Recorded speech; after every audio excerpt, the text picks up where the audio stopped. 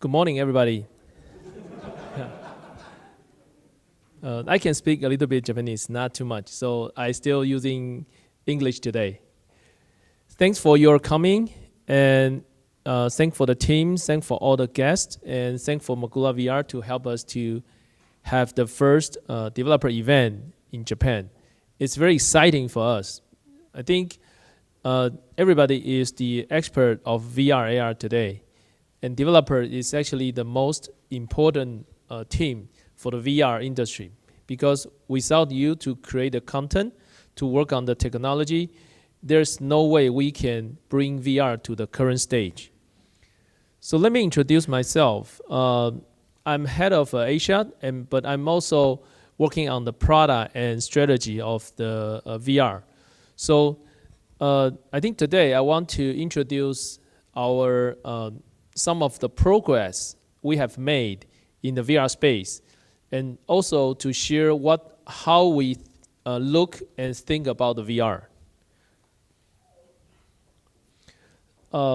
This is our brand. You see this logo everywhere. I didn't bring the T-shirt today, but all my other team here, they bring the VIVE logo. And why this is a logo like the triangle here? So the whole company, the VR team, we do believe when we work on the technology, we want to bring the humanity and technology together to unleash humans' imaginations. So the technology HTC would like to work on, usually we want to bring humanity and technology together. And this is a small video our team is taking a couple days ago. So the girl, she's in the office. So she used SRWorks, leverage the VIVE Pro front camera, so she can play some like small casual games in the office. But with the content, actually with the VR, you can walk into the virtual world.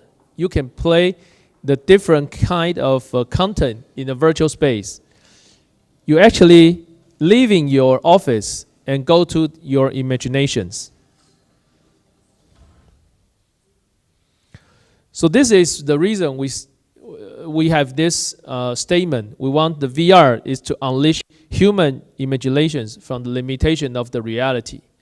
While you're in the office, while in the home, while in the school, when you bring on VR, you can go to anywhere, you can go to any time, or even you can become anybody. And let me start to share some of the data. This all come from XRDC in August 2018. So if you look the survey from XRDC, VIVE is still the leader among all the developers.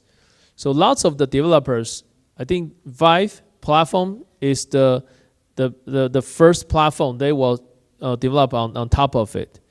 So this is very encouraging. Like we still want the developers to work together with us.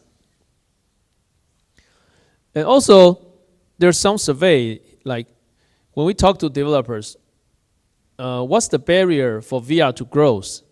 In 2017, there's lots of developers, they will say, hey, there's not enough contents, there's a price of the HMD. But in 2018, you see the percentage has dropped for 10%. The price gets cheaper, and also we see more and more contents coming out to the world, which help VR to adopt. If you look the VR chat, if you look at Beat Saber, all these type of contents, we start to see high retention rate, high reuse rate in the VR space. And also in 2018, we start to see many enterprises start to adopt the VR. But of course, then the people will look at the usability of the HMD, also the confidence of HMD. How can we make the HMD easier for the general mass market to bring on the hand? So 2018, we see there's more and more enterprise start to adopt the VR. And we're interested in what kind of enterprise they're looking on. Of course, gaming is the industry, they start to look at the VR. They are the main driver force for the VR. So I don't need to mention about the gaming because the whole gaming industry is very exciting since 2015 already. But if you look at the other industry, the education, the healthcare, the entertainment like the film and TV, they are also the priority for the VR industry as well. And this is a different survey for the XR use case in the enterprise segment. I think AR HMD itself is not as mass market friendly yet. So of course the ratio is different. But if you can see the difference, I think we still can get some hint here. So if you look at the data, actually we're thinking for the training, for the simulation part, VR is the best platform to use. But in sales marketing, in manufacturing, we do see there's a different scenarios for VR and AR together. So we do see the VR and AR can have different capability for different use case.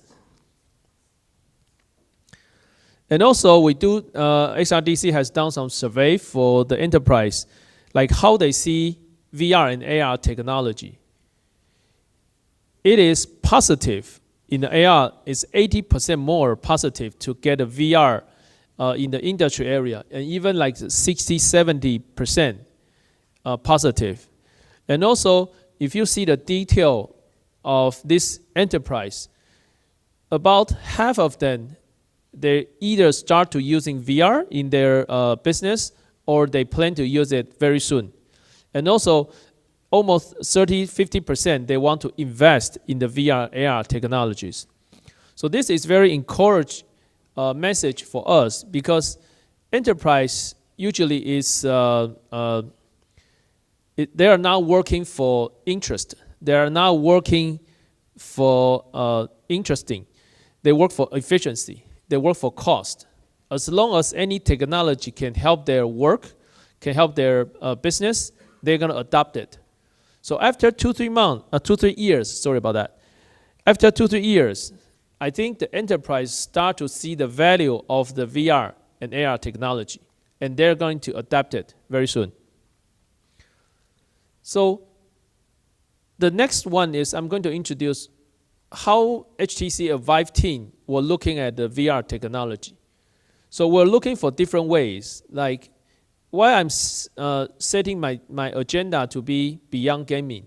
Because gaming definitely, that's a well-known use case, applications for the VR. But actually we want to incubate the VR technology. We don't think the VR is just for gaming. We see there's so many use cases. And VIVE team, I think we are the pioneer. We are the technology driver. We need to incubate the ecosystem. So I'm going to share a couple of the events we just announced in different regions, how we try to incubate the VR technology. I think the first one is we just announced maybe yesterday or today, 2 days ago, VIVE team in Taiwan, we have announced the VR autonomy classroom with Taipei Medical University. So this is the autonomy classroom. All the students, when they learn the autonomy, they can using VR to learn. And the professor can use VR to really teach the students about the autonomy. This request actually came to us about 1.5 years ago. Before VR, I think if you know, like the medical school, they need to have a very thick book to introduce the class of autonomy. But because of the human beings, the body is 3D, it's very difficult to show the good position, especially the relationship between the organs. VR is definitely the best of the media to learn anatomy. So we're happy to bring VR to the medical education space with the collaboration with the Taipei Medical University. And also, we just announced we're working with Spring on the 5G product. They will be in 2019, but I'm going to share more details later on.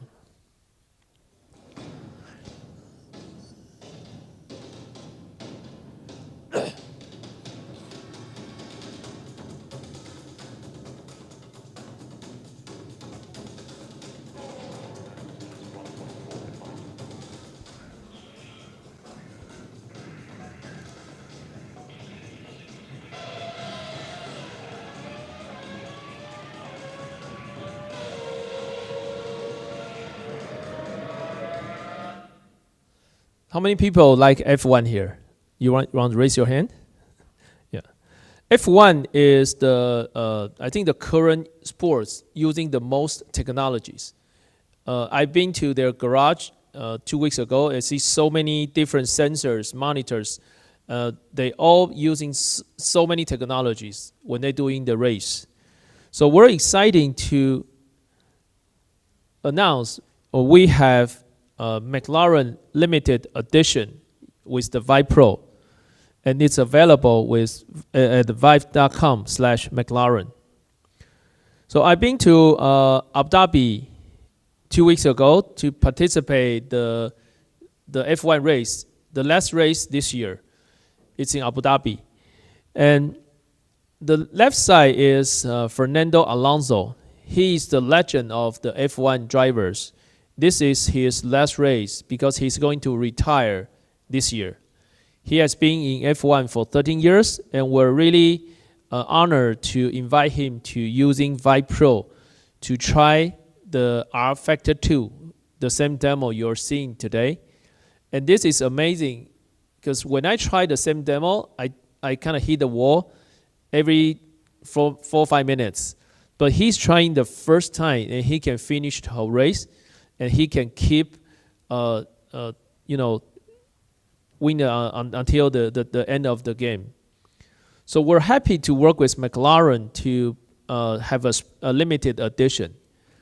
And for the users to buy the McLaren skills, we only prepare 3 papaya pads for the users as a lottery, and we can send we can invite the lottery winners to the garage to see how they change wheels, how they do the repair during the F1 race. This is amazing experiences. And also our VIVE Pro limited edition will be the official VR devices for the McLaren Shadow Esports program. I think this is the main reason we're working with McLaren, because we're seeing the F1, when they train their drivers, when they have their fans, actually simulator is one key platform for them to use. So even their drivers, they use simulator to train as well. But their training machine is like 4 million. It's not something like everyone can buy at home. But we're thinking about the VR is even better than 3 screens in front of the drivers, in front of the fans. And that's the reason we think VR could be the official Shadow Esports program device. And that would be awesome for the fans. And the other initiative we have is also in Taiwan. There's a famous Chinese movie award called Golden Horse Award. And we announced a new program called 5x1. We have 5 young generation of directors, and they take everybody takes like 15 to 20 minutes VR film, and leading by director Ho. He is a famous international director. So the director Ho lead 5 young generations and bring 5 sessions of the VR movie to one, and we just commercialize after the Golden Horse Award. So this is a part of the pictures, the party, and also the film. So we try to see how can we bring the VR movie to the mass market. So after we announce it, we finish during the Golden Horse Award, and we start to do some live broadcasting these 2 weeks until the mid of December. So we have a theater for VR movie, about 50 seats.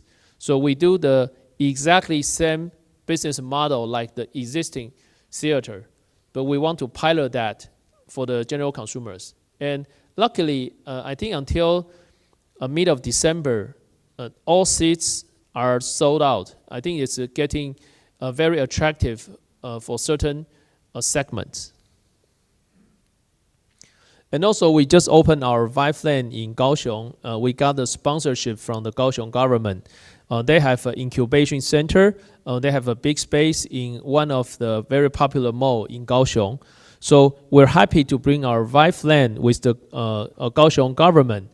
and we have different kind of contents, some AR interactive contents, some large room scale, but it's kind of team battle contents, and some kids contents together. And also, just like we said, the education is very important. So we also work with the professor in UC Berkeley. So she can bring the VIVE focus to the VR classroom. So for all the students, and they can learn some different topics. And VIVE Arts is long-term programs. So we work with many museums and also the artists to bring their art piece, artwork into VR. And also we want to give the museum visitors a different experiences as well. And this is also some special program we call VR for Impact. Because of the immersiveness, the people when they experience in VR, it's very easy to generate their sympathy. So like this is the content we call Tree. It's a award-winning VR contents. So you can bring the people to be like a tree. You kind of grow from a seed to a big tree. And during that, you generate the sympathy to protect the earth, to protect the forest, to protect the environment. So this is why we have this special program we call VR for Impact. And of course, I think the most important one still all the creativities initiative to help the VR industry. So we have the VIVE X program. We're starting from 4 locations, but now we have 6 locations. I think there's a Taipei, VIVE X Taipei, we visit many startups in Japan periodically to try to incubate together. And we're happy just to start our batch 4 in October. And we're going to do some demo early next year. It's very exciting. We have almost like 100 teams for the 3-4 batches. And to bring all these VR creativities to different VC and to different market. So this is how we see the differentiation out of games, and we have different initiatives to incubate different categories. But to incubate the ecosystem, we also need to provide a complete portfolio. So what the portfolio means, like, of course, we start from hardware first. We have VIVE launched in 2016. So, but we have even better hardware like VIVE Pro in 2018.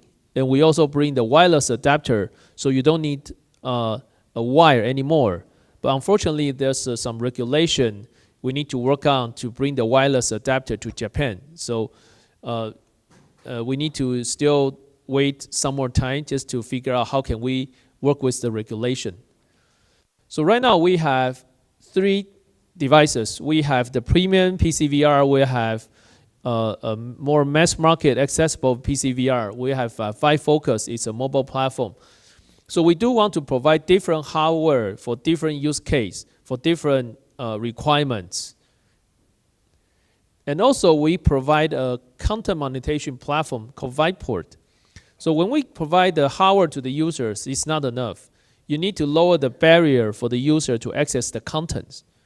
So why do we need a VivePort? Because we want to provide the user not only the games, but also beyond game experiences. So we have the art category, we have different category.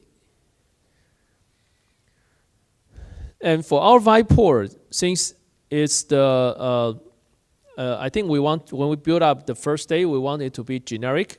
So we not only support our own hardware from the VivePort, VIVE, and Focus, we also support Oculus. Back to 2-3 months ago, we support some Chinese partners hardware like the Pico and iQIYI as well. And we'll enable more and more hardware support as a cross-platform on VR content store as our goal for the day one.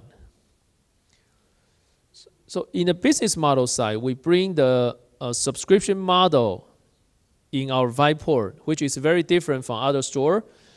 Most of the store, they only have pay-per-download model, but we have a very special subscription services. Right now, we have some promotion for the users, you spend $20 and you can have 3 months. And each month you can pick 5 contents to enjoy with. The reason we want to bring the subscription model, I think at the beginning, you see lots of the VR contents, they are not long enough. So some of the users, they will probably just search on the internet to download the most popular one, but we do see there's many creativities in different VR contents. So with subscription model, actually you encourage the team, you encourage the users to try out more VR contents. I think that is very helpful experiences to bring your contents to the users. So we also try to encourage all the developers here to submit your contents, and you can be more accessible to the users because of the subscription models. And there's one more data, like from the IDC, you can see the standalone, or we say the mobile platform. They're starting to grow over PCVR from 2018 Q2. And also, if you look at the long-term forecast from IDC, from 2018 to 2022, the year-to-year growth rate is about 60%. And also in 2022, the mobile platform, or we say the standalone, will be over 50%. It could be the 60% from the data.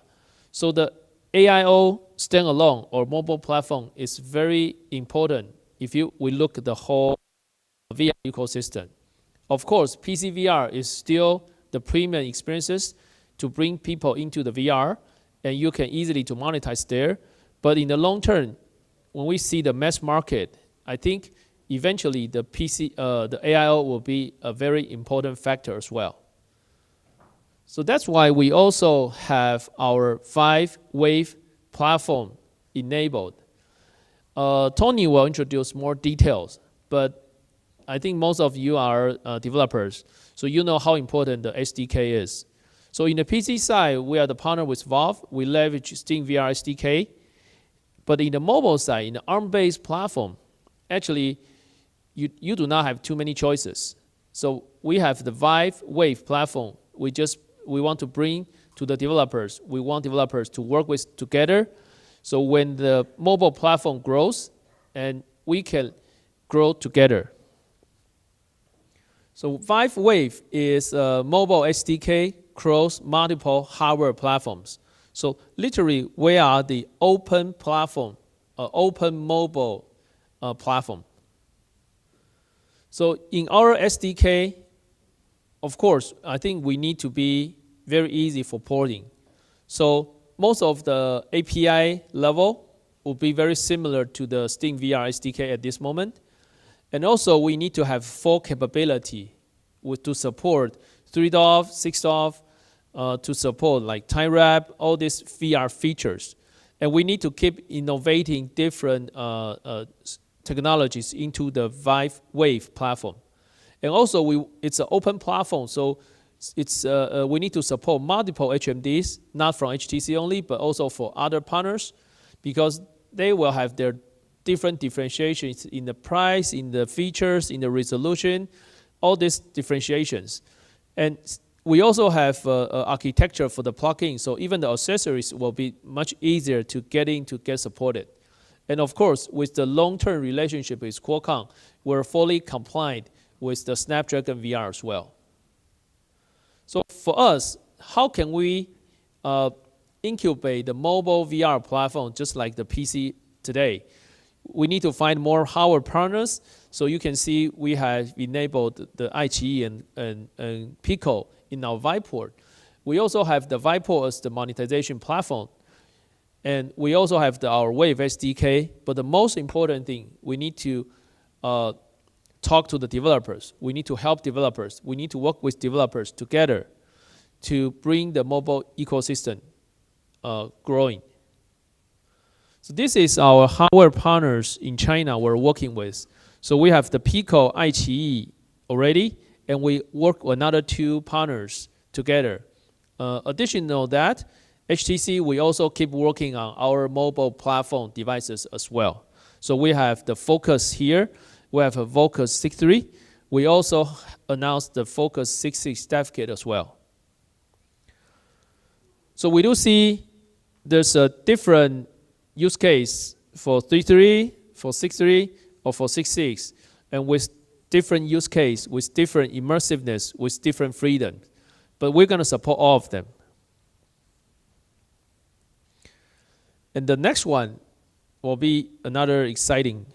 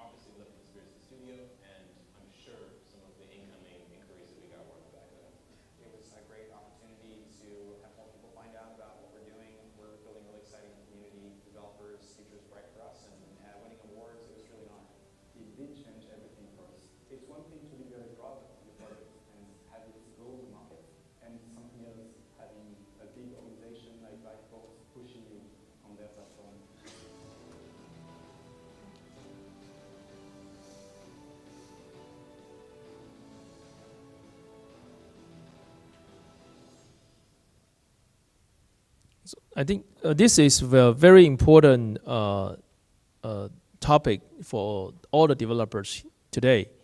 So we just announced the third annual VIVE Developer Awards from today to February 1st, 2019. So it is an open award for all the content submitted to the VIVE with subscription. And we have 4 main categories. So for the entertainment content, we have the winner for the PCVR, we have the winner for the VIVE Wave platform. And also we have education winner, we have art and culture, and also for the arcade content. But arcade content will focus on the PCVR only. So with this award, the winner can win up to $500,000 and with lots of the marketing support to bring their contents, because we want to find the best content in VR. And we do want to invite all of you to submit your contents to the VIVE port. And there's lots of Q&A in the URL below. And you can find out details. How can we, there's lots of answers about how can we submit it to the VIVE port to participate in this award. And the next one, I'm going to share a couple slides for 2019 and what's our thinking beyond today. So, like in this year, our CEO has announced the VIVE Reality. It's our working directions. We do see VR is experience, or the whole thing is an experience. How can we bring the experiences? You need to have all the technology working together. So the VIVE Reality is actually an experience to bring the VR, AR, and 5G and AI and blockchain together. So why the 5G is important and why do we work with spring on the 5G devices. Because 5G is very important for the VR. It can unleash some VR in certain point because of 5G has high bandwidth and also has very low latency. So this is the first communication protocol to have both wide bandwidth and low latency. And both are very important for the VR. And if you look at the market, when the smartphone starts, I work for smartphone like 10, 15 years. We do see the new communication protocol usually bring the new services together. So without 3G, the social sharing, the photos probably will not be so popular as today. But with 3G, with the mobile internet, in the 3G, and like social and photo sharing could be like your daily life. But during the 4G, you see this is a new services coming to a new generation of the people. So people start to watch videos. People start to using TikTok or different type of applications, and they use much more than the photo today. Because of the 4G, it has higher bandwidth. It can bring the new services. And we're seeing there must be some new services coming when 5G comes. Because even 4G, I think the bandwidth provided is more than enough for the live streaming or video use case already.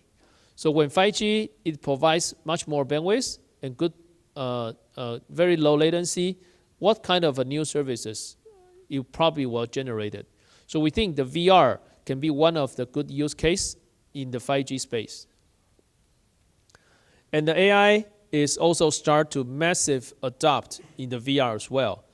So this is just one of the research topic in the Berkeley we saw a couple days ago. Like they start to leverage AI to help on the finger tracking, hand gesture tracking. And lots of the company today with the hand gesture, they're using the deep learning algorithm to train the model already for a couple of the years. But also AI can do more. AI in the future, in the server side, when you talk to the avatar, when you have the companions, you will never know it's a real person or it's an AI on the backend side. So in the future, there will be more easy for people to react if the AI gets mature. And that could be a very helpful in the server experiences as well. But in general, HTC VIVE, we have beyond the future, when we see all this technology converge together, we still have the complete portfolio, complete services. We can have the content. We have our own studios. We have ViveX. We have different like VDA awards to bring to incubate the best contents. We also have the monetization platform like the Viper to bring the content to the users. We have SDK platform. We also have the hardware partners. Not only ourselves, we will keep bringing the best premium devices, but we will also support many hardware partners in the worldwide. So happy to give a talk here and happy to see everybody. And welcome to join VIVE. Let's to get a better world together. Thank you very much.